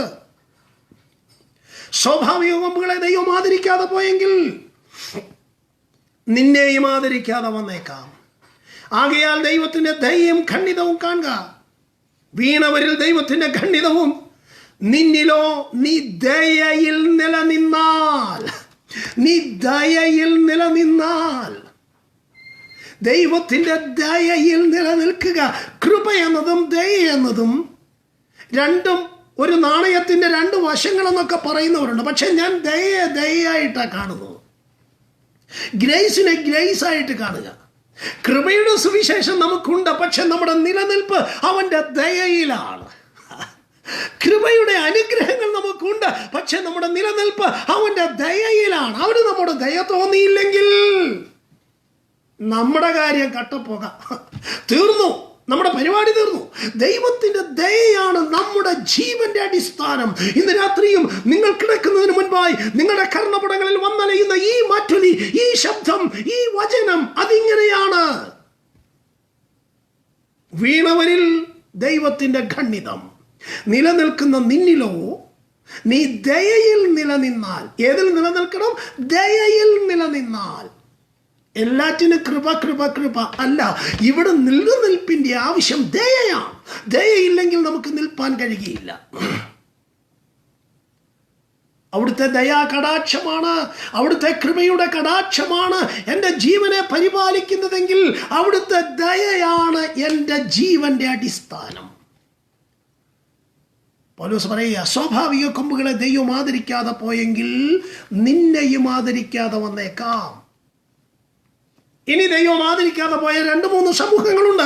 വേഗത്തിൽ അവരെ കുറിച്ചും കൂടെ പറഞ്ഞ് എൻ്റെ വാക്കുകളെ ഞാൻ അവസാനിപ്പിക്കുവാൻ താല്പര്യപ്പെടുകയാണ്.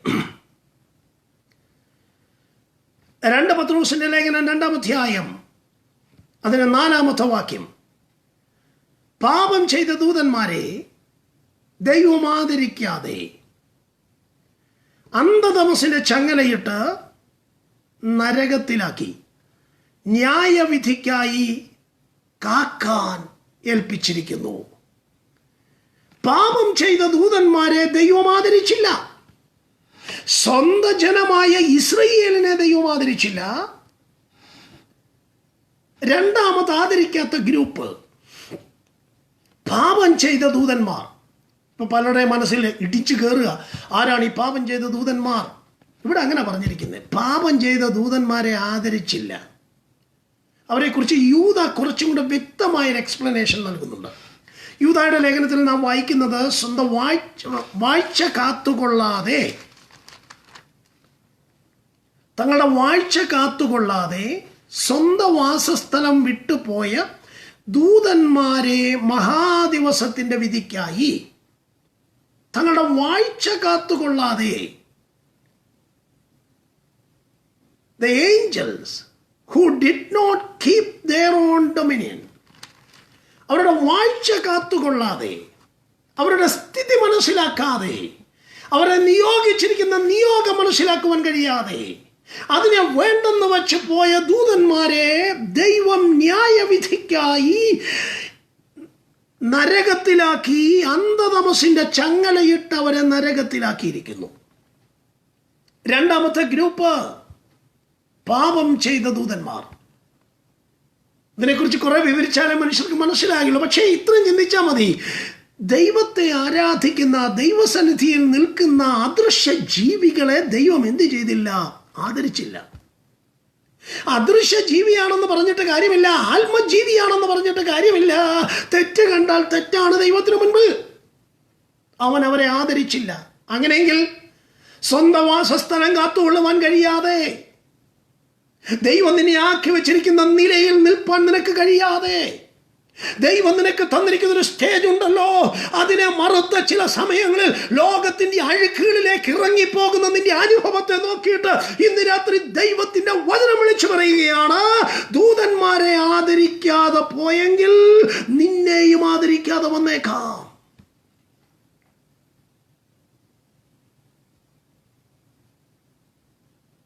പാപം ചെയ്ത ദൂതന്മാരെ ആദരിക്കാത്ത ദൈവം. മൂന്നാമത്തെ ഗ്രൂപ്പ്, വേഗത്തിൽ പോകട്ടെ, സമയം മുന്നോട്ട് പോകുന്നല്ലോ. 5-ാം വാക്യത്തിൽ നാം ഇങ്ങനെയാണ് വായിക്കുന്നത്: പുരാതന ലോകത്തെ ആദരിക്കാതെ ഭക്തികെട്ടവരുടെ ലോകത്തിൽ ജലപ്രളയം വരുത്തിയപ്പോൾ നീതിപ്രസംഗിയായ നോഹയെ 7 പേരോടുകൂടെ പാലിക്കുകയും 1. സ്വാഭാവിക കൊമ്പുകളായ യഹൂദനെ ദൈവം ആദരിച്ചില്ല. 2. പാപം ചെയ്ത ദൂതന്മാരെ ദൈവം ആദരിച്ചില്ല.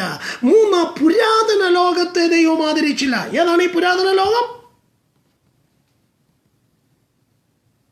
ഇവിടെ 3 ഗ്രൂപ്പിനെ പരിചയപ്പെടുത്തുന്നുണ്ട്. ദൈവം ആദരിക്കാത്ത 3 ഗ്രൂപ്പിനെ ദൈവം പരിചയപ്പെടുത്തുകയാണ്. പരിശുദ്ധാത്മാവ് നമുക്ക് മുന്നറിയിപ്പ് നൽകുകയാണ്. ഒന്നാമത്തെ ഗ്രൂപ്പ് ഇവിടെ പറഞ്ഞിരിക്കുന്ന ഒന്നാമത്തെ ഗ്രൂപ്പ് പാപം ചെയ്ത ദൂതന്മാർ, രണ്ടാമത്തേത് പുരാതന ലോകത്തെ, മൂന്നാമത്തേത് സോദോം ഗോമോറ ദേശത്തെ. ഇതിന്റെ 3ന്റെയും പാപവും അതിന്റെ പ്രകൃതിയും അതിന്റെ പട്ടികയും ഭയാനകമായിരുന്നു. അത് വെളിപ്പെടുത്തിയിരിക്കുന്ന മറ്റു വേദഭാഗങ്ങളുണ്ട്. എനിക്ക് അവിടേക്കെല്ലാം ഇന്ന് രാത്രി ഓടിപ്പോകണമെന്ന് താല്പര്യമുണ്ട്. എങ്കിലും തൊടുകുറിയായി പറഞ്ഞ് വേഗത്തിൽ പോകട്ടെ.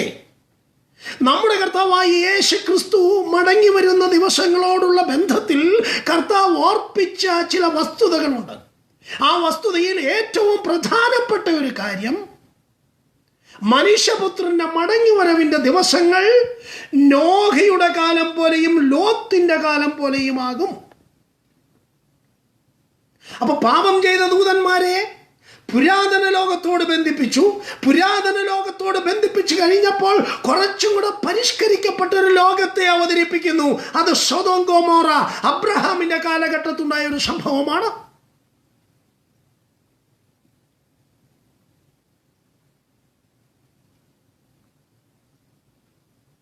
നോഹയുടെ കാലഘട്ടത്തിൽ നടന്നത് പുരാതന ലോകത്തിൽ നടന്ന സംഭവമാണ്. നീതിപ്രസംഗിയായ നോഹയെ 7 പേരോടുകൂടെ വെള്ളത്തിൽ നിന്ന് രക്ഷിക്കുന്നു. അപ്പോൾ തന്നെ ജീവിച്ചിരിക്കുന്ന കാലഘട്ടത്തിൽ പാപപ്രവൃത്തികൾ കണ്ടും കേട്ടും ദൈവിക കൃപയിൽ നിന്ന് അന്യപ്പെട്ടു പോയ മനുഷ്യവർഗത്തെ കണ്ടിട്ട് വലഞ്ഞുപോയ നീതിമാനായ ലോത്തിനെ അവിടെ വന്ന് പിടിപ്പിച്ചു. നീതിയുള്ള മനസ്സിൽ നൊന്ത് അവരുടെ ദുഷ്കാമ പ്രവൃത്തിയിൽ വലഞ്ഞുപോയ നീതിമാനായ ലോത്തിനെ വിടുവിച്ചു. പക്ഷെ പിന്നത്തെ നാം കാണുന്നത് ലോത്തിന്റെ ഗതികേടാ. പിന്നെ നമ്മൾ കാണുന്നു, 1. സ്വാഭാവിക കൊമ്പുകളെ ദൈവം ആദരിച്ചില്ല. 2. പാപം ചെയ്ത ദൂതന്മാരെ ദൈവം ആദരിച്ചില്ല. 3. പുരാതന ലോകത്തെ ദൈവം ആദരിച്ചില്ല.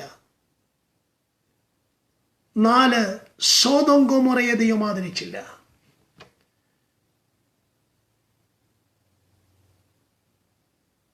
4 സമൂഹങ്ങളെ ദൈവം ആദരിച്ചില്ല. ഞാൻ ഉണ്ടാക്കുവാനുള്ള ദിവസത്തിൽ അവർ എനിക്ക് നിക്ഷേപമായിരിക്കും. ഒരപ്പൻ മകനെ ആദരിക്കുന്നത് പോലെ ഞാൻ എൻ്റെ ജനത്തെ ആദരിക്കും എന്നാണ് അവൻ ആ ദിവസം ഉണ്ടാക്കുവാൻ പോകുന്നത്. ഉണ്ടാക്കുവാനുള്ള ദിവസം, ആ ദിവസത്തെക്കുറിച്ച് നമ്മുടെ വാഴ്ത്തപ്പെട്ട കർത്താവ് തന്നെ പറഞ്ഞ ഒരു വേദഭാഗം വായിച്ച് എൻ്റെ വാക്കുകളെ അവസാനിപ്പിക്കുവാൻ ഞാൻ താല്പര്യപ്പെടുകയാണ്. ലൂക്കോസിന്റെ സുവിശേഷം 17-ാം അധ്യായം അതിൻ്റെ 26 മുതലുള്ള വാക്യങ്ങൾ ഞാൻ നിങ്ങൾക്കായി വായിക്കുന്നു. നോഹയുടെ കാലത്ത് സംഭവിച്ചതുപോലെ മനുഷ്യപുത്രന്റെ നാളിലും ഉണ്ടാകും. മനുഷ്യപുത്രന്റെ നാളിലും ഉണ്ടാകും. നോഹ പെട്ടകത്തിൽ കടന്ന നാൾ വരെ അവർ തിന്നും കുടിച്ചും വിവാഹം കഴിച്ചും വിവാഹത്തിന് കൊടുത്തും പോന്നു. ജലപ്രളയം വന്നു, അവരെ എല്ലാവരെയും മൂടിക്കളഞ്ഞു. ഈ ഓരോ വാക്കുകളും അനേക സമയം വിചിന്തനം ചെയ്ത് പഠിക്കേണ്ടുന്ന വാക്കുകളാണ്. ഇനി ലോത്തിന്റെ കാലത്തെക്കുറിച്ച് കർത്താവ് പറഞ്ഞിരിക്കുന്ന അതേ വാക്യം നോക്കിയാട്ടെ. അതിന് തൊട്ടു താഴെയുള്ള വാക്യത്തിൽ ലോത്തിന്റെ കാലത്ത് സംഭവിച്ചതുപോലെ തന്നെ അവർ തിന്നും കുടിച്ചും വിറ്റും നട്ടും പണിതും പോന്നു. എന്നാൽ ലോത്ത് സോദോം വിട്ട നാളിൽ ആകാശം തീയും ഗന്ധകവും പെയ്ത് എല്ലാവരെയും മുടിച്ചു കളഞ്ഞു. ഇനി നോക്കണേ, മനുഷ്യപുത്രൻ വെളിപ്പെടുന്ന നാളിൽ ഔവണ്ണം തന്നെയാകും. മനുഷ്യപുത്രൻ വെളിപ്പെടുന്ന നാളിൽ ഔവണ്ണം തന്നെയാകും. എപ്പോഴാണ് മനുഷ്യപുത്രൻ വെളിപ്പെടുന്ന ആ നാൾ? ആ നാളിനെ 2 ദൃഷ്ടാന്തങ്ങളിലൂടെ പരിശുദ്ധാത്മാവ് കർത്താവിലൂടെ വെളിപ്പെടുത്തി തരികയാണ്. വിശുദ്ധ വചനത്തിന്റെ എഴുത്തുകാരൻ പരിശുദ്ധ ആത്മാവാകിയാൽ അവിടത്തേക്ക് തെറ്റുപറ്റുകയില്ലല്ലോ. ആദരിക്കാതെ പോയ സമൂഹത്തെ പരിശുദ്ധാത്മാവ് ബ്രിങ് അപ്പ് ചെയ്യുകയാണ്. സ്വാഭാവിക കൊമ്പുകളെ ദൈവം ആദരിച്ചില്ല. പുരാതന ലോകത്തെ ദൈവം ആദരിച്ചില്ല. നോഹയുടെ കാലഘട്ടത്തെ ദൈവം ആദരിച്ചില്ല.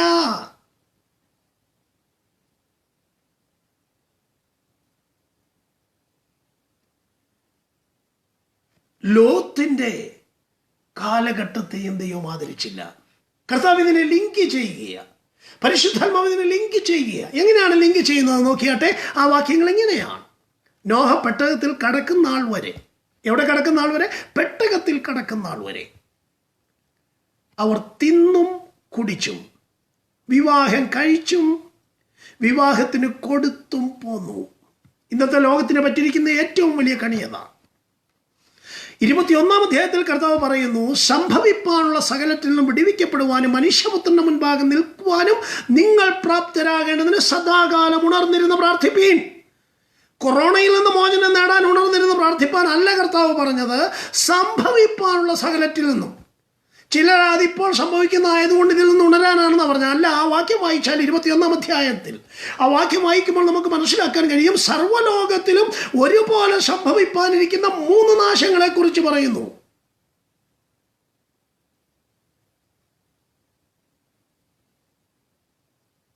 ആ 3 നാശങ്ങളും ഒരുപോലെ വന്നു കയറിയ കാലഘട്ടങ്ങളെ പരിശുദ്ധാത്മാവ് 17-ാം അധ്യായത്തിൽ ഓർമ്മപ്പെടുത്തുകയാണ്. അത് നോഹയോടുള്ള ബന്ധത്തിലും ലോത്തിനോടുള്ള ബന്ധത്തിലും പറഞ്ഞിരിക്കുന്നു. നോഹയോടുള്ള ബന്ധത്തിൽ നാം വായിക്കുന്നത് ഇങ്ങനെയാ, അവർ വിവാഹം കഴിച്ചും വിവാഹത്തിന് കൊടുത്തും പോന്നു. തിന്നും കുടിക്കുക, അത് പൊതുവിൽ നടക്കുന്ന എല്ലാ കാലഘട്ടങ്ങളിലുമുണ്ട്. അതിഭക്ഷണത്താൽ നിങ്ങളുടെ ഹൃദയം, അതിഭക്ഷണം ഒന്ന് ആലോചിക്കേ. നമ്മുടെ ടേബിളിലൊക്കെ എന്തോരം ഭക്ഷണമാണ് വരുന്നത്. 5-6 മെഴുക്കുരട്ടി, 5-6 തോരൻ, 5-6 കൂട്ടാനൊക്കെ കൂട്ടി സുഭിക്ഷമായി കഴിച്ചില്ലെങ്കിൽ ചിലർക്ക് ഉറക്കം വരത്തില്ല. പ്രിയപ്പെട്ടവരെ, ഇത് അന്നും ഉണ്ടായിരുന്നു. എല്ലാ സമൂഹങ്ങളിലും അതുണ്ട്. ഏറ്റവും കൂടുതൽ ഫുഡ് നശിപ്പിക്കപ്പെടുന്നത് സമ്പന്ന സമൂഹങ്ങളുടെ മധ്യത്തിലാണ്. അത് തൊട്ടു നോക്കിയിട്ട് വേണ്ടെന്ന് വെച്ച് പുറത്തേക്ക് തള്ളുകയാണ്. പിന്നെ അതാരും ഉപയോഗിക്കുന്നില്ല. ഇതേ ഒരു കാലഘട്ടം പഴയ തലമുറയിലും ഉണ്ടായിരുന്നു. ഇതെല്ലാം പുതിയതാണെന്ന് എല്ലാവരും പറയുന്നത്. ഒന്നുമല്ല, എല്ലാം പഴയതിൻ്റെ ആവർത്തനങ്ങളാണ്. ഇവിടെ കർത്താവ് പറയുകയാണ്, പൊതുവിൽ നടന്ന സംഭവത്തെക്കുറിച്ച് കർത്താവ് ഓർമ്മിപ്പിക്കുന്നത്, നോഹയുടെ കാലഘട്ടത്തിൽ തിന്നു കുടിച്ചു വിവാഹം കഴിച്ചു കൊടുത്തു തിന്നു കുടിച്ചു. ഇതായിരുന്നു നോഹയുടെ കാലഘട്ടത്ത്. എന്നാൽ ലോത്തിന്റെ കാലഘട്ടത്തിൽ കുറച്ചുകൂടെ മാറ്റം വന്നു. വിവാഹം അങ്ങ് പോയി. എന്നെ കേൾക്കുന്നുണ്ടല്ലോ, മനസ്സിലാകുന്നുണ്ടല്ലോ. വിവാഹം പോയി. അവിടെ തിന്നും കുടി, അതെല്ലാവർക്കും ഉള്ള പരിപാടി. തിന്നു കുടിച്ചു. പിന്നെ ഇവിടെ കുറച്ച് കൂടുതൽ വന്നു. 3 കാര്യങ്ങൾ കൂടുതലാണ്. വിറ്റു നട്ടു പണിതു. മറ്റേടത്ത് വിവാഹത്തിന് കഴിച്ചും വിവാഹത്തിന് കൊടുത്തും പോന്നു. ഇവിടെ മറ്റൊന്ന് കയറി വന്നു, വിവാഹം പോയി. ഇപ്പം അങ്ങനല്ലേ? തിന്നു കുടിച്ചു, വിറ്റു നട്ടു പണിതു. മെറ്റീരിയലിസം കൊണ്ട് നിറഞ്ഞു. ഇത് രണ്ടും സംഭവിക്കുമ്പോൾ നിങ്ങൾ ഓർത്തോണം, ഇതിനകത്ത് കുടുങ്ങിപ്പോകരുത്. മനുഷ്യപുത്രന്റെ വരവടുത്തിരിക്കുന്നു. ഇന്ന് രാത്രി ഞാൻ എൻ്റെ വാക്കുകളെ അവസാനിപ്പിക്കുവാൻ പോകുകയാണ്. ഇന്ന് രാത്രി നാം വായിച്ച കുറിവാക്യം മലാഖിയുടെ പ്രവചനത്തിൽ നാം വായിച്ചു, ഞാൻ ഉണ്ടാക്കുവാനുള്ള ദിവസത്തിൽ അവർ എനിക്കൊരു നിക്ഷേപമായിരിക്കും. ഒരപ്പൻ തൻ്റെ മകനെ ആദരിക്കുന്നത് പോലെ ഞാൻ അവനെ ആദരിക്കും. ആദരിക്കുന്നൊരു ദൈവം നമുക്കുണ്ട്. എന്നാൽ അതേ ദൈവം തന്നെ നമ്മെ ആദരിക്കത്തില്ല എന്ന കാര്യം കൂടെ ഞാൻ പറയുവാൻ സന്തോഷമുള്ളവനാണ്. എന്തുകൊണ്ട് ദൈവം നമ്മെ ആദരിക്കുന്നില്ല? ആദരിക്കാത്തതിന് കാരണം സ്വാഭാവിക കൊമ്പുകളെ ദൈവം ആദരിച്ചില്ല. അവരുടെ കുഴപ്പം 4 4 പ്രധാനപ്പെട്ട കാരണങ്ങൾ ഞാൻ ഓർമ്മിപ്പിച്ചു. അവയിലേക്ക് ഇനി തിരിച്ചു പോകുവാൻ ഞാൻ താല്പര്യപ്പെടുന്നില്ല. 4 പ്രധാനപ്പെട്ട കാരണങ്ങളായിരുന്നു സ്വാഭാവിക കൊമ്പായ യഹൂദനെ ദൈവം ഒടിച്ചു കളഞ്ഞത്, ആദരിക്കാതെ ഒടിച്ചു കളഞ്ഞത്. വീണവനിൽ ദൈവത്തിന്റെ ഖണ്ഡിതവും നിലനിൽക്കുന്ന നിന്നിൽ ദയയിൽ നിലനിന്നാൽ ദൈവത്തിന്റെ ദയയും നിന്നിലുണ്ടാകും. 2, പാപം ചെയ്ത ദൂതന്മാരെ ദൈവം ആദരിച്ചില്ല. ഏത് പാപം ചെയ്തിട്ടും അതിന് ഓമന പേര് കൊടുത്ത് ദൈവസഭയുടെ അകത്തും പള്ളിയുടെ അകത്തും കയറി വരുന്നവർ കുറിക്കൊള്ളട്ടെ. തിരുവെഴുത്ത് ശക്തമാണ്. പാപം ചെയ്ത ദൂതന്മാരെ ദൈവം ആദരിച്ചില്ല. പട്ടികയിൽപ്പെട്ട പാപത്തെക്കാൾ വലുതാണ് നീ പറയുന്ന നുണ. പട്ടികയിൽപ്പെട്ട പാപത്തെക്കാൾ വലിയതാണ് ചെറിയ കള്ളത്തരങ്ങൾ. നമ്മൾ പറയാറുണ്ട്, പട്ടികയിൽപ്പെട്ട പാപമൊന്നും ഞാൻ ചെയ്തിട്ടില്ല. ഏതാ പാപം ചെയ്യുക എന്ന് പറഞ്ഞാൽ? ന്യായപ്രമാണ യുഗത്തിൽ നോക്കിയ തെറ്റ്, ചെയ്താൽ മാത്രം തെറ്റ്. എന്നാൽ ഇപ്പോൾ പുതിയ നിയമത്തിൽ കൃപായുഗത്തിൽ വന്നപ്പോൾ നോക്കിയ തെറ്റ്. സമ്മതിക്കും ആരേലും? ഇത് പറഞ്ഞാൽ നാളെ എൻ്റെ പേരെ പോസ്റ്റ് അടിക്കും. പക്ഷെ ഒരു കാര്യം ഓർത്തോ, തിരുവെഴുത്തിന് മാറ്റമില്ല.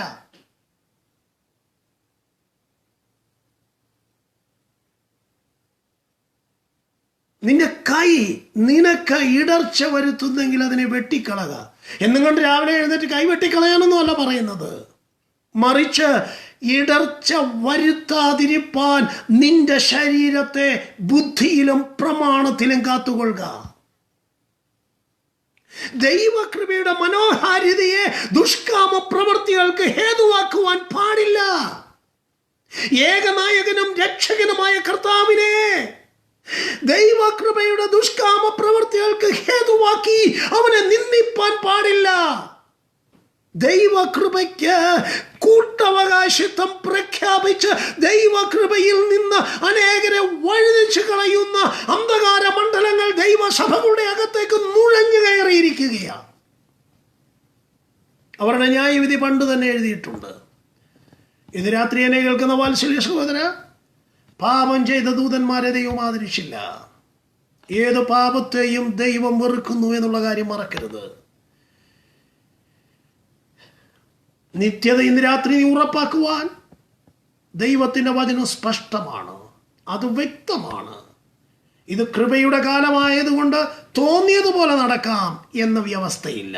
നീ രക്ഷിക്കപ്പെട്ടു എന്നതിനാൽ നിനക്ക് ഇഷ്ടമുള്ളതുപോലെ പ്രവർത്തിക്കാം എന്ന് വാക്കില്ല. അങ്ങനെയെങ്കിൽ തമ്പുരാൻ മടങ്ങി വരണം. യഹൂദനെ അവൻ യഥാസ്ഥാനത്താക്കണമായിരുന്നു. പാപം ചെയ്ത ദൂതന്മാരുടെ ബന്ധനങ്ങൾ അഴിച്ചവരെ പുറത്തുവിടണമായിരുന്നു. പുരാതന ലോകത്തെ ദൈവം ആദരിയാതെ നീതിപ്രസംഗിയായ നോഹയെ പെട്ടകത്തിൽ 7 പേരോടുകൂടെ ഭാര്യ പാലിച്ചെങ്കിൽ, ആദരിച്ചെങ്കിൽ, ഇത് രാത്രി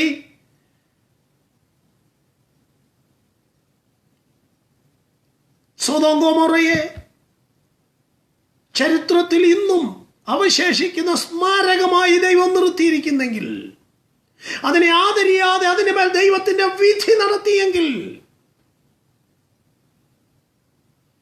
ആണോടാണ് അവലക്ഷണമായി പ്രവർത്തിക്കുന്ന, പെണ്ണിനോട് പെണ്ണ് ആ പ്രകൃതി വിരുദ്ധമായ നിയമത്തിൽ ഇടപെടുന്ന അവസ്ഥകളെ സ്വർഗം കണ്ടിട്ട് അടങ്ങിയിരിക്കുമെന്നോ?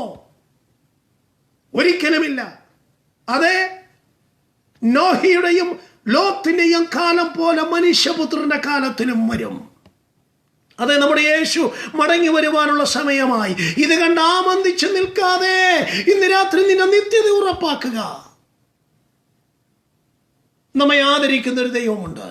ഞാൻ ഉണ്ടാക്കുവാനുള്ള ദിവസത്തിൽ അവർ എനിക്കൊരു നിക്ഷേപമായിരിക്കും. നിങ്ങളെ ഒരു നിക്ഷേപമാക്കി തീർക്കുവാൻ, വിലയേറിയ രത്നമാക്കി തീർക്കുവാൻ ഒരുവൻ ആഗ്രഹിച്ച് നിങ്ങൾക്ക് വേണ്ടി മുതൽ മുടക്കി. അത് നമ്മുടെ കർത്താവായ യേശുക്രിസ്തു. അവൻ ഉണ്ടാക്കുവാനുള്ള ദിവസം വരുവാൻ പോകുകയാണ്. ചൂള പോലെ കത്തുന്നൊരു ദിവസം വരുന്നു. അതിനു മുൻപ് അവൻ ഉണ്ടാക്കുവാനുള്ളൊരു ദിവസമുണ്ട്. അതാർക്കും അഴിഞ്ഞുകൂടാ. പിതാവിനല്ലാതെ മറ്റാർക്കും അറിഞ്ഞുകൂടാ. ആ നിമിഷമാഗതമാകുകയാണ്. തെളിവുകൾ ഓരോന്നായി വിളിച്ചു പറയും. അടയാളങ്ങൾ ഓരോന്നായി നിറവേറിക്കൊണ്ടിരിക്കുകയാണ്. ഇന്ന് രാത്രി നമുക്കൊരുങ്ങാം. ഈ രാത്രിയിൽ യേശു മടങ്ങി വന്നാൽ അവനുണ്ടാക്കുന്ന ദിവസത്തിൽ അവൻ്റെ നിക്ഷേപങ്ങളെ ചേർക്കാൻ യേശു മടങ്ങി വരികയാണ്. ഇന്ന് രാത്രി അവൻ മടങ്ങി വരുന്നെങ്കിൽ ഈ രാത്രിയിൽ അവൻ്റെ നിക്ഷേപമായി വാനവിരുദിലേക്ക് പറന്നുയരുവാൻ നിങ്ങൾക്ക് കഴിയുമോ?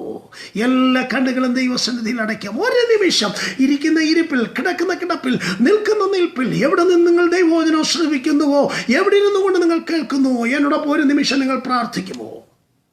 ഇന്ന് രാത്രി യേശു കർത്താവ് മടങ്ങി വന്നാൽ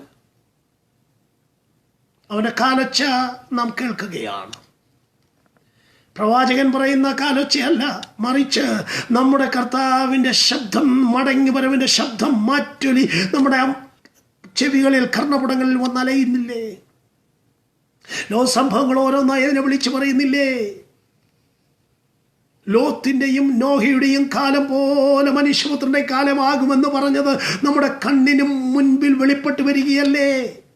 ആകയാൽ ദൈവത്തെ ദൈവമെന്നോർത്ത് മഹത്വീകരിക്കുകയും അവന് നന്ദി കാണിക്കുകയും ചെയ്യാം. നമ്മുടെ പ്രവൃത്തികളാൽ വ്യർത്ഥരായി തീരാതെ ദൈവത്തെ ദൈവമെന്നോർത്ത് മഹത്വീകരിക്കുകയും നന്ദി കാണിക്കുകയും ചെയ്യാം. ഇന്ന് രാത്രി എല്ലാ കണ്ണുകളും അടച്ചാട്ടെ. ഒരു നിമിഷം നമുക്ക് ദൈവത്തോട് പ്രാർത്ഥിക്കാം. അവൻ്റെ പക്കൽ നിന്ന് കൃപയും അനുഗ്രഹങ്ങളും ധാരാളം പകരപ്പെടട്ടെ. നീ ദയയിൽ നിലനിന്നാൽ ദൈവത്തിൻ്റെ ദയ. അവർ അവിശ്വാസത്തിൽ ഒടിഞ്ഞുപോയി, അനുസരണക്കേടിനാൽ അവർ ഒടിഞ്ഞുപോയി. വിളിയെയും തിരഞ്ഞെടുപ്പിനെയുമുള്ള ലാഘവ മനോഭാവം നിമിത്തം ദൈവം അവരെ ഒടിച്ചു കളഞ്ഞു.